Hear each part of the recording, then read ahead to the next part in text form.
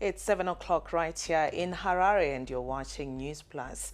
I'm your time with Nui. Let's take a look at our top stories this evening.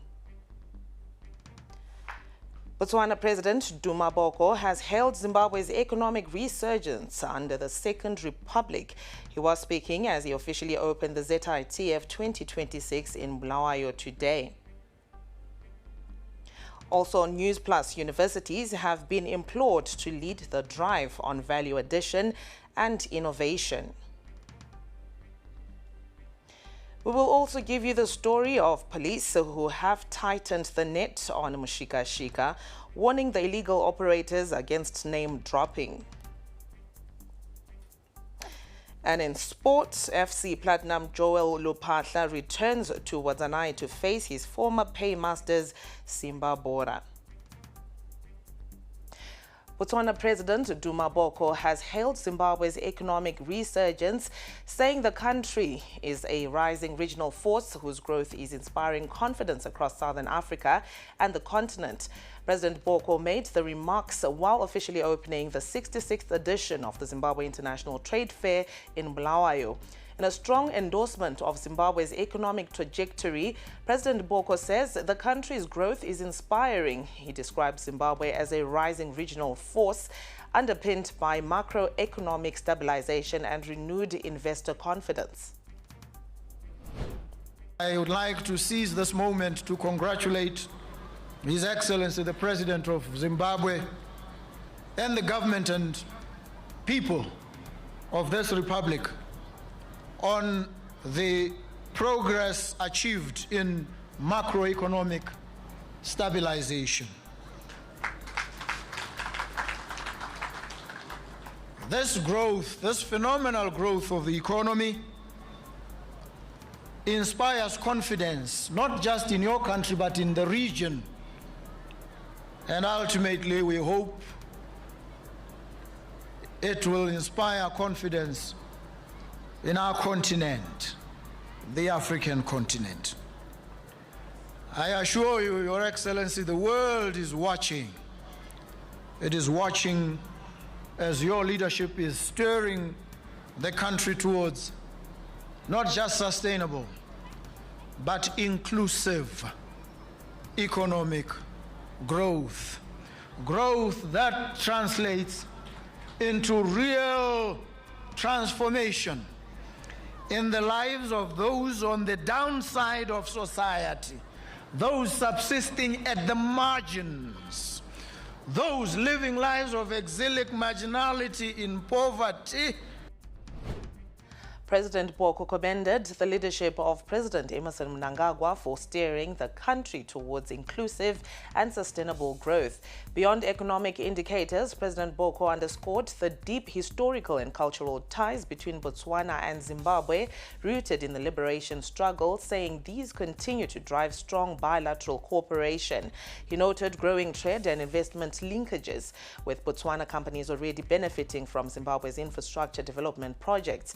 The Botswana leader also urged African countries to accelerate the implementation of trade agreements under the African Continental Free Trade Area. I extend my praises and commendations to the organizers of the ZITF for successfully hosting 66 editions of this important event. Africa has made and is making commendable strides and progress in establishing frameworks for economic integration. But we must candidly acknowledge that intra-Africa trade remains at a disproportionately low level of 15%. We are not trading with each other at all in instances, or we are not trading with each other enough. There's more that we must do. The imperative before us is therefore very clear. We must transition from frameworks to function, from agreements to action, from word to deed. We must move ourselves in this tormented passage from where we are now as a continent at volumes of 15% of intra-Africa trade to where we ought to be. President Boko has also called for stronger unity and policy harmonization between Harare and Gaborone to combat the rising scourge of drug and substance abuse. Speaking at the 5th session of the Zimbabwe-Botswana Binational Commission, President Boko warned that increasing drug abuse among young people poses a serious security threat that both nations cannot afford to ignore. We need to see our security organs collaborate seriously to deal with these cross-border situations. We must also harmonize our policies, because some of these practices fall through the cracks because of an incongruity in the different policies of our countries. President Boko also warned the widespread use of drugs and substance abuse is altering the consciousness of the youth with potentially dangerous consequences for society. Altering the consciousness of young people, destroying lives and livelihoods. It poses risks at several levels. First, destroys young people, saps their strength and their verve and youthful vitality. It destroys the future. Vice President Kembo Mohadi is set to headline this year's annual stakeholder convention organized by the Presidential Program for Professionals, with about 1,000 delegates expected to attend. The high-level convention will be held in Harare on April 29, bringing together professionals from across all 10 provinces, including members of the diaspora. In an interview with ZITF Prime Presidential Program for Professionals chairperson Kudzai Ngirazi said the gathering marks a critical platform for engagement between experts in various fields and senior government officials as part of efforts to strengthen collaboration and accelerate national development in line with Vision 2030. Part of the objectives is to ensure that we promote innovation and also drive sustainable development that will help us to attain Vision 2030, that is of making this economy an upper middle income society, by 2030. The Presidential Program for Professionals is an initiative that was established to create a network of professionals working with the President to address national socio-economic challenges, foster innovation and advance sustainable development. It also seeks to promote professional excellence and teamwork among senior government officials and industry experts. In Zimbabwe, we are blessed with great minds. But these great minds are scattered. There is no platform that is bringing these great minds or think tanks together to help contribute to national development. So this platform is coming up to cover that gap. You're still watching Newsplus. We will be back right after these messages. The future is digital, and the time is now. Running on the sidelines of the ZITF, join the Ministry of ICT, Postal and Courier Services for the Digital Economy Conference 2026, happening on the 24th of April at Rainbow Towers in Bulawayo, bringing together industry leaders, innovators, policymakers, and entrepreneurs from across the region. Featuring Honorable T.A. Mavetera and Guest of Honor, Her Excellency Paula Ingabire of Rwanda. Discover how digital transformation is shaping Africa's economic future. Connect, learn, lead. Don't miss your chance to be part of the conversation. Digital Economy Conference 2026. Be there. School's out, fun's in, adventures on, homework done, and holiday mode is activated. Let's hop to it. And he scores!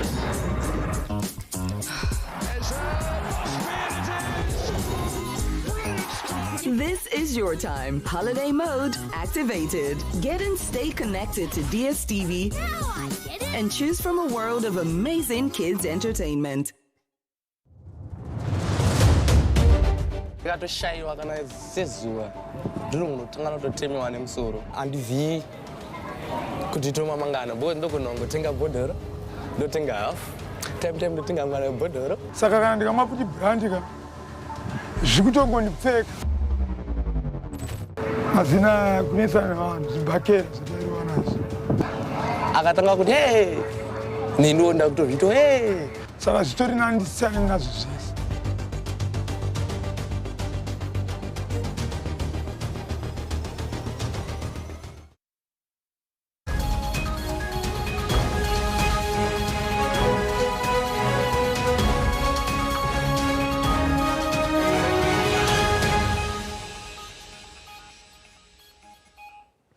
Welcome back to Newsplus. Local universities should play a key role in the country's economic revival by coming up with innovations that support value addition and beneficiation in line with National Development Strategy 2. Our objective is to position Zimbabwe as a competitive regional digital services and technology destination, while ensuring that innovation translates into jobs, enterprise growth, and improved public service delivery. Universities and polytechnics who are exhibiting here are doing a wonderful job. And they are also starting to do things which, if upgraded at some point, will be of great benefit to the country as a whole. So we'll be building laboratories, hopefully together with industry, and at these universities. And each university has been allocated a geographical area which is in tandem with what is mined in that area. The police have issued a strong warning to pirate taxi operators, commonly known as mshika-shika, against name-dropping police officers when faced with arrest.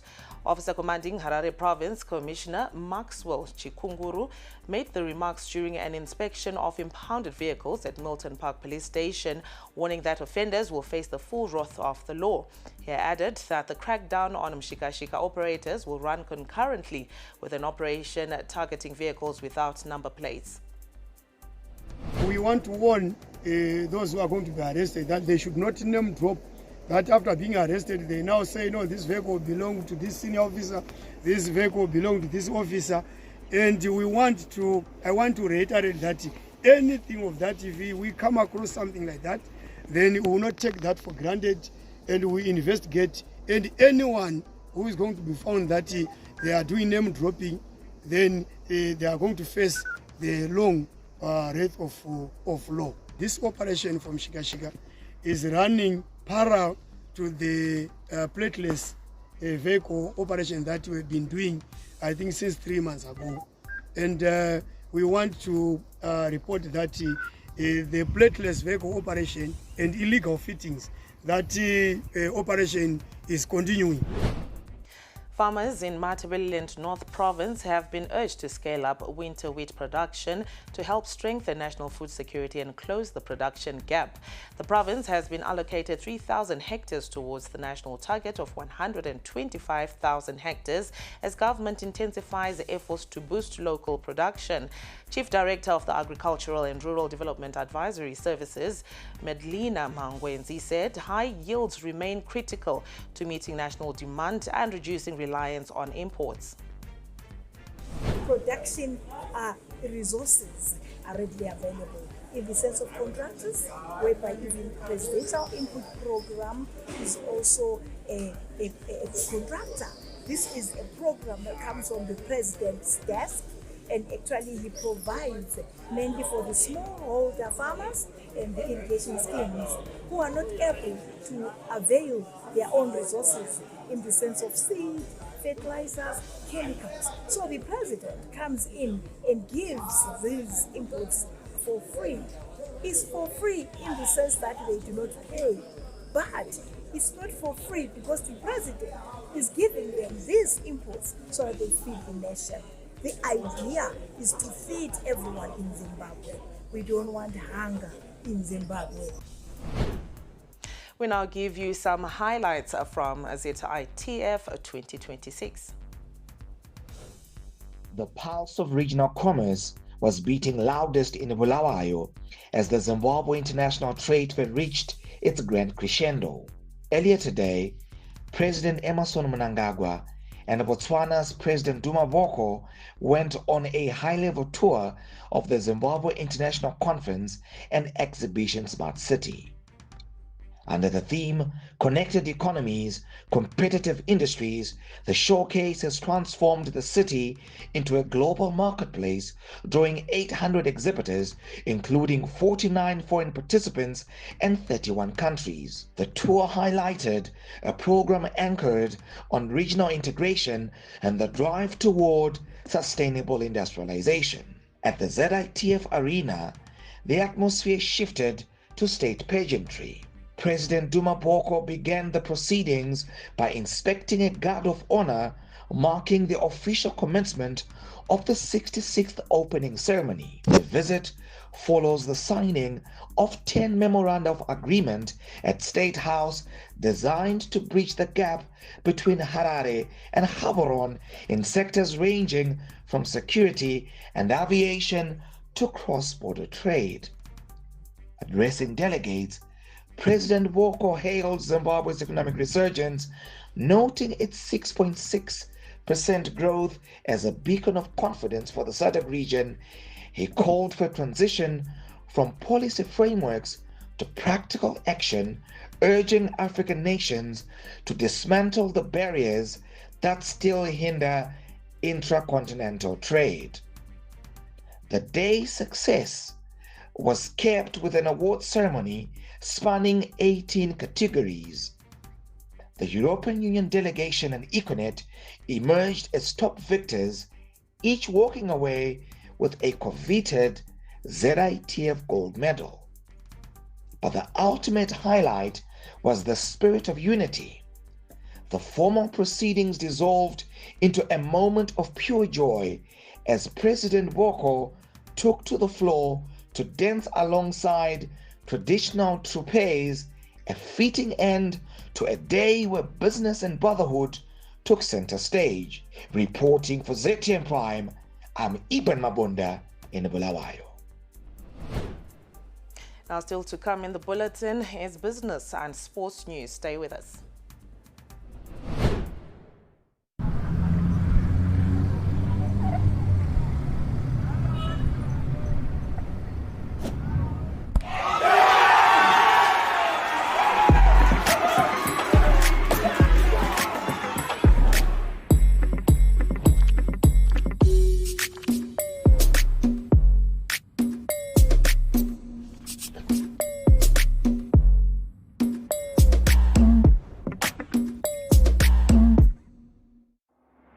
Harare, tune into the beat. Capitalk 100.4 FM, your source for news, business, sports, fashion, and more. Experience the pulse of Harare's culture and lifestyle. Capitalk 100.4 FM, Harare's top radio station. Join the conversation with Zimbabwe's top personalities. Subscribe now for fresh and infotainment content daily. Capital 100.4 FM, Harare's heartbeat.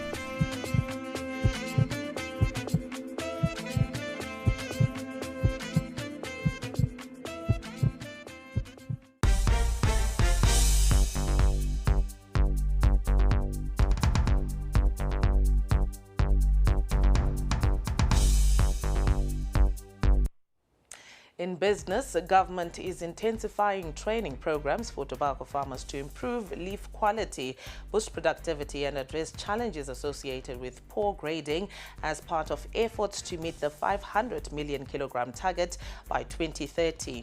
The initiative being implemented by the Kutsaga Research Board focuses on equipping farmers with practical skills across the tobacco value chain.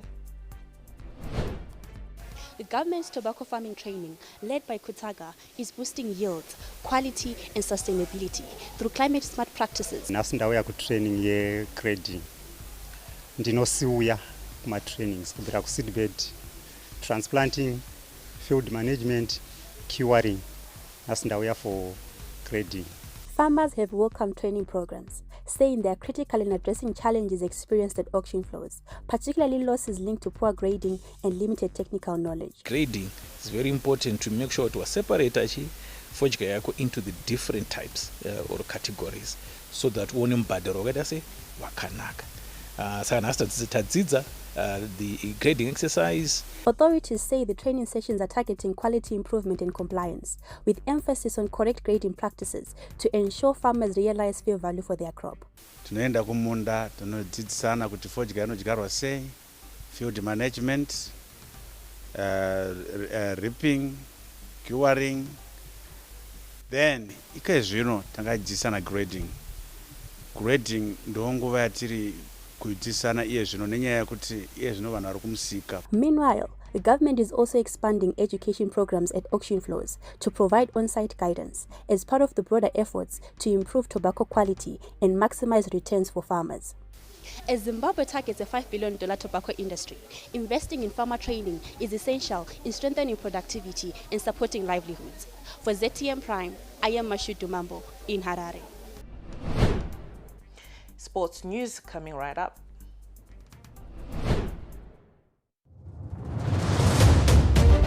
Ndakatoshayiwa kana sezuva ndiri munhu tanga nototemiwa nemusoro handivhiyi kuti tomamangana bo ndogona kungotenga bhodhoro ndotenga hafu time ndotenga mwana webhodhoro. Saka kana ndikamaputi brandi ka zvikutongondipfeka mazina kunetsana navanhu zimbakera dzataiwa nazo akatanga kuti hey nindoda kutozvito hey saka zvitori nandisiyane nazvo zvese.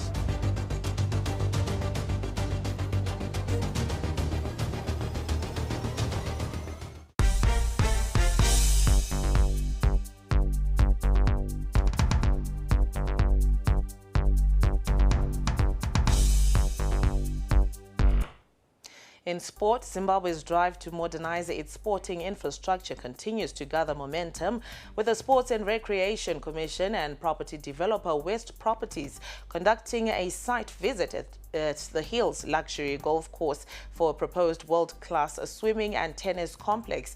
Our reporter Tawanda Mdali has more. The Sports and Recreation Commission and West Properties have moved a step closer to boosting Zimbabwe's sporting infrastructure after touring the Hills Luxury Golf Course for a proposed world-class swimming and tennis complex. West Properties plans to establish a sporting complex that will be capable of hosting international tournaments, drawing inspiration from leading venues in the region, particularly Fencourt in South Africa. Then the golf course itself is a USGA Championship spec golf course. It's costed more than $15 million. And we have done that to create an environment that will attract the PGA type of players. So it's the second golf course on the continent of that standard. The first one is Fencourt, where the PGA actually comes to now in South Africa. And there's no reason why we can't add a leg for them to come to Harare and play some golf here. Sports and Recreation Commission Acting Director General Peter Mdzimiri gave credit to the private sector for taking the lead in efforts to develop sporting facilities, saying the Commission will engage relevant authorities to help bring the vision to life. Testament to what the private sector is actually doing in terms of improving our sporting infrastructure. So what we are going to do as SRC is that we will then engage our principals, our parent ministry, so that we can then collaborate. I think we have been told of the needs by the developer of the need for a whole of government approach. I think there are also other ministries that that can assist so that we can build that sporting ecosystem that that is the vision of the developers here. So as SRC, I think we are very much impressed with the developments that are happening here. With the project gathering momentum, the developers have also brought in the Lock brothers as brand ambassadors in the hope of creating a sporting destination in the capital that will cater for a variety of sporting disciplines. We signed up the Lock brothers, Courtney and his brother Benjamin, as our brand ambassadors. And as you know, they're in the world's top 150 players. They play the ATP, and one of them sits on the board of the ATP. And they've assured us that when we build the center court here, which we're going to start this year and finish next year, the ATP will come and play in Zimbabwe. So we hope to play here before our neighbors are playing ATP. And this facility will be a tennis academy, so we'll have 4 other training courts, some paddle courts.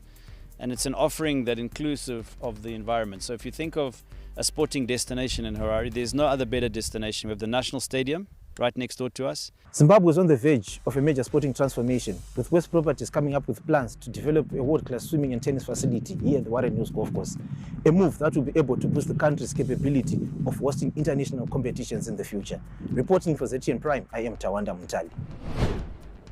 Herentals head into match day 9, looking to keep momentum against a winless Tel 1 at Ascot on Saturday. Herentals turned the corner in recent matches to collect 4 wins in their last 6 matches. According to the Herentals coach, Celestino Benza, their opponents, Tel 1, are winless after 8 rounds of matches and could pose a real threat despite results not going their way. There's no pressure at all, because having collected 6 points in the last 2 games. Going away, we know that we're going to play a very tricky fixture. And we know that Ateon are not just going to sit down and just watch us winning that game. Then I know that they're going to come at us very hard because they really need the 3 points. So for us, going there and getting a point is something that is going to suffice our expectations. And I've been telling the boys that we just have to avoid defeat at all costs. Winning will be a bonus, but getting a point for us will be something that's very commendable. Yeah, we always look at one game at a time. We always take one game at a time. We're not looking much into those games because we have to play Tier 1 first, and then after Tier 1, then we look at Highlanders. So for us, we're not concentrating or looking at anything about Highlanders or any other game. We're just going to concentrate on collecting something against Tier 1, and then after Tier 1, then we focus on Highlanders. FC Platinum coach Joel Lupahla has urged his team to maintain focus and close out matches as he faces his former side Zimbabwe this weekend. FC Platinum head into the match following another draw in their last game, where they were pulled back from 2 goals up. Lupahla says that he expects more concentration from his squad as they seek a first win after 2 consecutive draws. We are going to Zimbabwe. They conceded 2 goals at home. We conceded 2 goals at home. So it's an open game. It's an open game for us. And I know that the Zimbabwe players, they will be psyched up. Their morale will be high over us. They won't want to lose to their former coach. And we are going there. We don't have anything to prove. It's not a grudge match or anything. It's just a game like any other game. We are going there, relaxed, and trying to make sure that for the first time going away, we can collect the full sets of points. And I'm hoping that the boys learned from the previous match that we played there. And before we close the bulletin, in news just received, President Mnangagwa has arrived in Eswatini, where he will join regional leaders for a landmark double celebration, marking King Mswati III's 40 years on the throne and his 58th birthday this Friday. The commemorations will be held at Somhlolo National Stadium, with several heads of state and government from the Southern African Development Community, SADC, expected to attend. President Mnangagwa was welcomed at King Mswati III's International Airport by Zimbabwe Ambassador to Eswatini, Ambassador Victor Matemadanda, Eswatini Prime Minister Mr. Russell Dlamini, and Eswatini Senior Service Chiefs. And that's all we had for you on Newsplus. I'm Itami Tineri. The weather update is up next.